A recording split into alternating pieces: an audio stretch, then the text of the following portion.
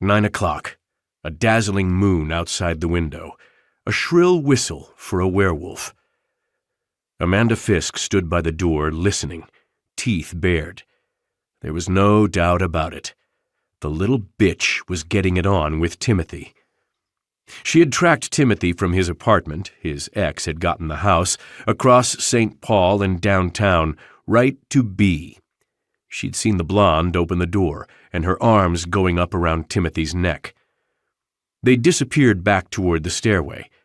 She'd given them some time and followed, using her own key to get in the building. Now, with her mind clear and hard as a diamond, Fisk walked down to the cafeteria and through to the executive dining room. She felt as though she had a hand in her back pushing her along. She got a knife from the serving cart, and as she was walking out, noticed the box of kitchen gloves.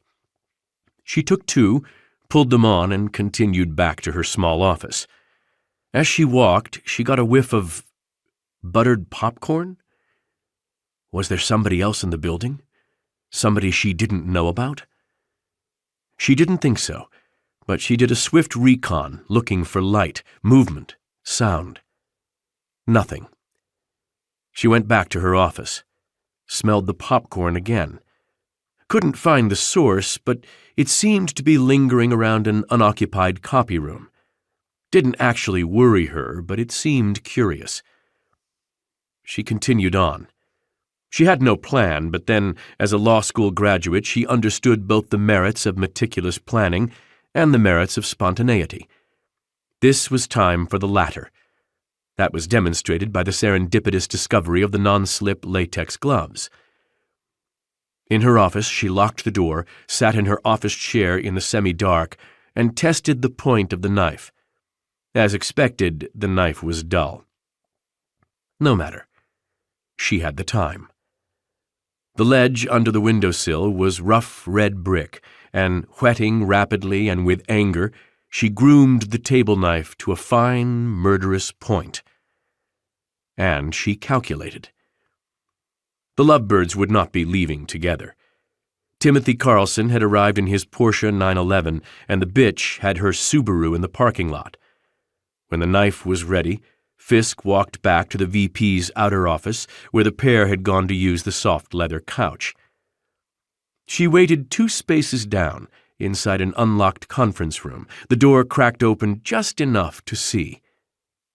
The anger clawed at her throat, and she struggled to control her breathing. Timothy didn't know it yet, but she was already planning the wedding. They'd been dating for a year, and an idiot blonde named Doris wasn't going to sidetrack her plans. There in the conference room, she didn't have to wait long.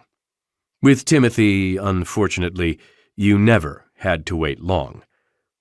And Timothy, laughing, possibly a bit abashed as he should be, left first, checked his fly, said goodbye through the open doorway one last time.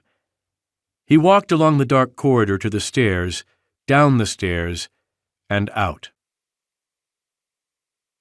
Doris Grandfelt stepped out 2 or 3 minutes later, peered nearsightedly around, and then barefoot and bare-assed, carrying her underpants, skirt, shoes, a shoulder bag, and what appeared to be a handful of Kleenex, scurried down the hallway to the ladies' room. Fisk followed, her senses tuned to any possible interference or interruption, but the building, except for the 2 of them and the scent of buttered popcorn, was empty.